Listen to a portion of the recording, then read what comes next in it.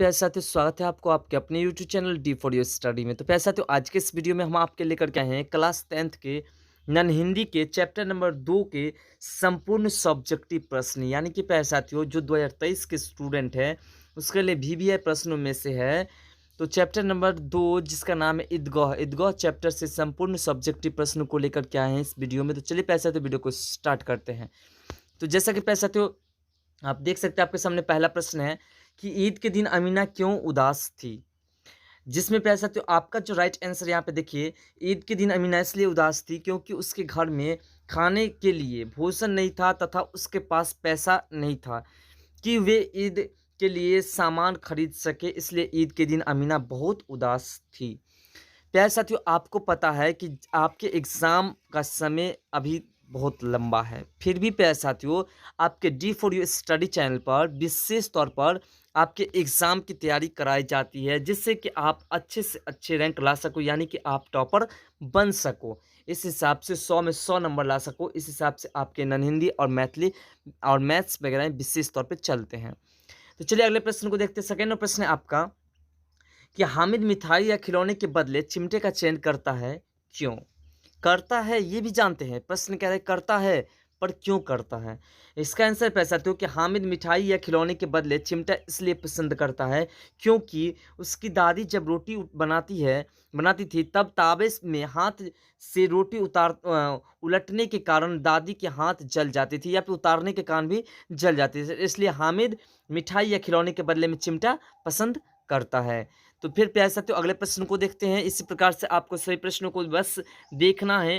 अगला प्रश्न आपका प्रश्न नंबर 3, ध्यान दीजिएगा कि मेला जाने से पहले हामिद दादी से क्या कहता है। तो प्यारे साथियों, इसका आंसर है कि मेला जाने से पहले हामिद दादी से यही बात कहता है कि दादी तुम चिंता मत करना या करो, मैं सबसे पहले मेला से आऊँगा, तुमको किसी प्रकार की चिंता करने की बात नहीं है। मैं मेला में इधर-उधर नहीं भटकूँगा तथा समय के अनुसार घर आ जाऊँगा। या फिर प्यारे साथियों, थोड़ा-सा हम इसको डिटेल आम भाषा के तौर पर लिख दें इसका आंसर। अगर आप इसका आंसर अपने हिसाब से देना चाहो तो कुछ इस प्रकार से भी दे सकते हो कि मेला जाने से पहले हामिद अपनी दादी से कहता है कि मैं सबसे पहले आऊँगा, बिल्कुल ना डरना अम्मा, बस। या फिर बिल्कुल ना डरना अम्मा, मैं सबसे पहले आऊँगा। इस तरह से भी आप आंसर लिख सकते हो, नो प्रॉब्लम, आपका आंसर बिल्कुल राइट होगा। अब अगले प्रश्न को देखते हैं। अगला प्रश्न देखिए, 4 नंबर प्रश्न है आपका कि मेले में चिमटा खरीदने से पहले हामिद के मन में कौन-कौन से विचार आए, वर्णन कीजिए। यानी कि चिमटा खरीदने से पहले हामिद के मन में कैसा-कैसा ख़्याल आया, इसका वर्णन करने के लिए कह रहे हैं। तो देखिए पैसा यहाँ पे आंसर में मेले में चिमटा खरीदने से पहले हामिद के मन में निम्नलिखित विचार आए, जो इस प्रकार हैं। पहला, हामिद जब मेला गया तो अपनी ललचाई आँखों से खिलौने की दुकान को देखा। किसको देखा? खिलौने की दुकान को। फिर थोड़ा-सा ऊपर कर लेते हैं, सभी पॉइंट को बारीकी से देख लेते हैं। उसके बाद दूसरा स्टेप है कि हामिद जब मेले में आगे बढ़ा तो मिठाई की दुकान आई। किसी ने रेवड़ियाँ ली तो किसी ने गुलाब जामुन, लेकिन हामिद के पास कुल 3 पैसे थे। बेचारा उतना पैसे में मिठाई भी नहीं खरीद सकता था। उनके मन में यही विचार आया कि मिठाई खरीद लूँ, परंतु कम पैसा के कारण वह मिठाई नहीं खरीद सका। वैसे तो ये एक अलग तरीका का टॉपिक हम आंसर दे दिए हैं। इसका अगर सही एक और अलग तरीका से अगर आप आंसर देना चाहो तो इसका आप इस तरह से भी आंसर दे सकते हो कि हामिद ने मेले में चिमटा खरीदने से पहले या हामिद के मन में चिमटा खरीदने से पहले कुछ इस प्रकार के या फिर निम्नलिखित ख्याल आए। सबसे पहला ख्याल आया कि चिमटा लेने से मिठाई खरीद करके खाने से पहले तो उसको लालच आया, उसके बाद मिठाई खरीद करके खाने से कुछ पल के लिए तसल्ली मिलेगी और और इसके बाद क्या होगा, हमारा मुँह चटोर भी बन जाएगा, जिससे कि हम पैसे भी चुराने की आदत पड़ सकते हैं।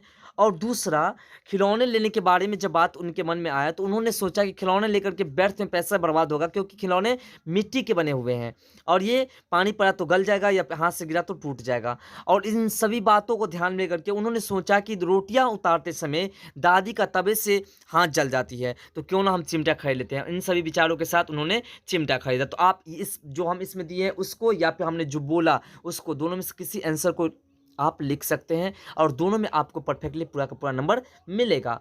अब अगला प्रश्न पैसा तो आपका 5 नंबर कि हामिद ने चिमटे को किन-किन रूपों में उपयोग करने की बात कही है। इसको भी हम इसका एक ये आंसर देंगे और दूसरा एक और आंसर आपको बताएँगे। उस आंसर को भी आप फॉलो कर सकते हैं।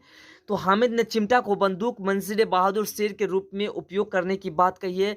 जैसे कंधे पर रखा तो बंदूक हो गई, हाथ में लिया तो कंकीटों का चिमटा या फ़कीरों का चिमटा भी कह सकते हैं हो गया, या मंजिला का काम भी ले सकता आ सकता है। तो आप इस प्रकार से भी ले सकते हो कि हामिद ने चिमटे को निम्नलिखित रूप में प्रयोग करने की बात कही है। उसके बाद आप एक-एक स्टेप को लिख देंगे, कंधे पर रखा तो बंदूक हो गई, हाथ में लिया तो फ़कीरों का चिमटा हो गया और चाहे तो मंजिलों का काम ले सकता है और एक चिमटा जमा दो तो तुम्हारे सभी खिलौने की जान निकल जाएगी। आप इस तरह से सभी पॉइंट को नोट कर सकते हैं। तो दोनों पॉइंट आप नोट कर सकते हैं, दोनों पॉइंट में आपको पूरा का पूरा नंबर मिलेगा। प्यारे साथियों, जो सटीकली था उसे हम लिख दिए और जो हमें लगा कि ये भी आपको याद रखना चाहिए इसलिए हमने उसे मौखिक बोल दिया। तो आप दोनों बात को फॉलो कीजिएगा। बहुत इंपॉर्टेंट पॉइंट है प्यारे साथियों, क्योंकि आपको पता है कि एग्जाम में अच्छे से अच्छे रैंक उठाने में सबसे अहम भूमिका निभाती है तो आपका जो आर्ट्स सब्जेक्ट होता है वही निभाती है। जैसे कि बात करें तो प्यारे साथियों, जैसे में आपका आ जाता है हिंदी। अब हिंदी में नन हिंदी हो या फिर जो हो, संस्कृत या मैथिली, आपका जो हो मैथिली हो या फिर संस्कृत हो वो हो जाता है। और उसके बाद प्यारे साथियों आपका एसएसटी यानी कि सोशल साइंस भी हो जाता है। ये तीनों जो है नंबर उठाने में सबसे माहिर है। तो चलिए अगले प्रश्न को देखते हैं। अगला प्रश्न आपका कि ईदगाह कहानी आपको कैसे लगी, इसकी मुख्य विशेषताएं बताइए। तो इसका आंसर प्यारे साथियों कि ईदगाह कहानी हमें बहुत, देखिए यहाँ पे मिस हो गया, बहुत अच्छी लगी। इसके कई कारण हो हैं जो इस प्रकार है, यानी कि हमें अच्छी लगी। और क्या कारण है इसको हम नीचे वर्णन कर दिए हैं। तो चलिए सभी वर्णन को बारीकी से देखते हैं। वर्णन कुछ इस प्रकार से हम किए हैं। पहला वर्णन है आपका कि सर्वप्रथम इस कहानी का संपूर्ण वातावरण या परिवेश हमारे सामान्य जीवन के परिवेश से जुड़ा हुआ है, यानी कि इसका जितना भी पॉइंट है, जितना भी इसमें बात हुई, सभी हमारे जीवन से जुड़ा हुआ है। दूसरा पॉइंट पे ऐसा था, इस कहानी में बाल मनोविज्ञान का सूक्ष्म निरीक्षण किया गया, यानी कि यह कहानी बाल मनोविज्ञान पर आधारित है, ठीक है। और तीसरा स्टेप है, इस कहानी का आधार मानवीय है। इस कहानी का आधार क्या है? मानवीय, यानी कि मानवीय आधार पर यह कहानी बनी है। और चौथा स्टेप है, यह कहानी काफ़ी रोचक है, बहुत ही इंटरेस्टेड है, मोटिवेशनल वाला है। और उसके बाद आपका पाँचवा स्टेप है कि इस कहानी में भाईचारा पर बल दिया गया है, यानी कि मेल मिलाप पर बल दिया गया है। और आपका लास्ट स्टेप है, इस कहानी का हमारे व्यावहारिक जीवन के साथ सीधा संभव है, यानी कि इस कहानी से हमें स्पष्ट होता है कि हमारे जीवन में ऐसा बल आ सकता है और हम अपने जीवन को इस प्रकार से बिता सकते हैं। तो चलिए पैसा, तो फिर अगले प्रश्न को देखते हैं। आपको इस कहानी से मोटिवेशंस भी मिलती हैं, एक उत्सुकता भी मिलती है। तो अगला प्रश्न आपका कि चिमटा देकर के अमीना के मन में कैसा भाव जागा।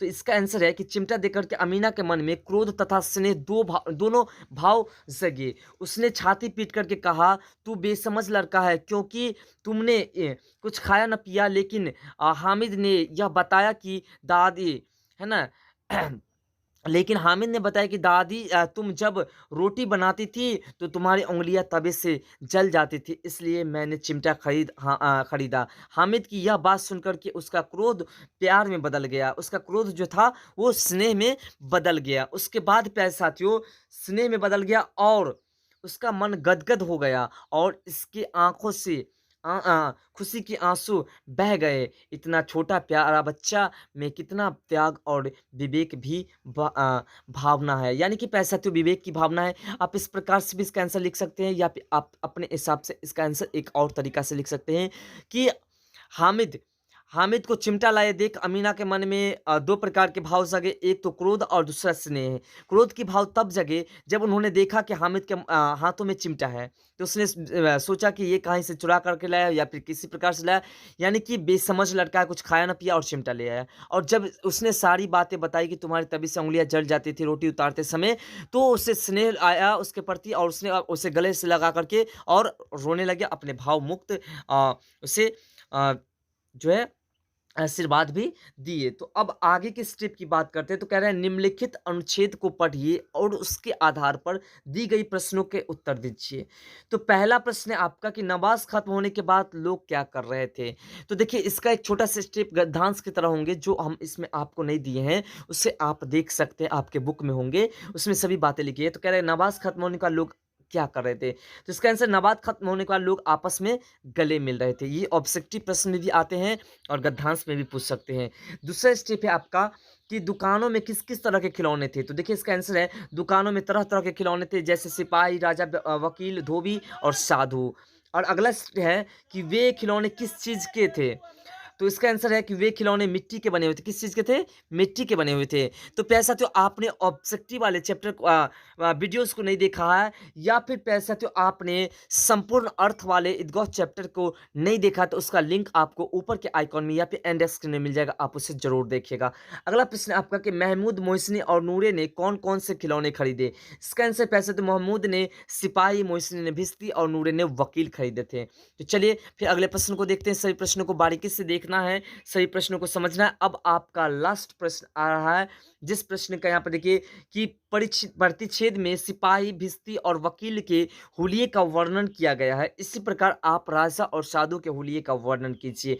यानी कि जब उस पाठ में सिपाही और भिश्ती का वर्ण और वकील का वर्णन किया गया है, तो आपको क्या है राजा और साधु के हुलिये का वर्णन करने के लिए यानी कि उसका रूपरेखा कैसे उसका वर्णन करने के लिए। देखिए अन्य को राजा पसंद आया, सिर पर मुकुट पहने और सिंहासन पर बैठा तो किसी और को जटाधारी साधु हाथ में चिमटा लिए हुए थे। तो प्यारे साथियों आशा करते हैं कि हमारे द्वारा बताई गई जानकारी आपको बेहद पसंद है। अगर पसंद है तो वीडियो को लाइक करें, कमेंट करें और चैनल पर नए तो चैनल को सब्सक्राइब करके ऑल नोटिफिकेशन बेल को ऑन कर ले, जिससे कि डायरेक्ट आपको सभी वीडियो का नोटिफिकेशन मिल जाए और साथ में वीडियो को अपने दोस्तों में शेयर जरूर करें, जिससे कि उसे भी इस वीडियो का पूरा लाभ मिल सके। तो प्यारे साथियों फिर मिलते हैं अगले वीडियो में इस तरह के नए टॉपिक के साथ। तब तक के लिए जय हिंद, जय भारत।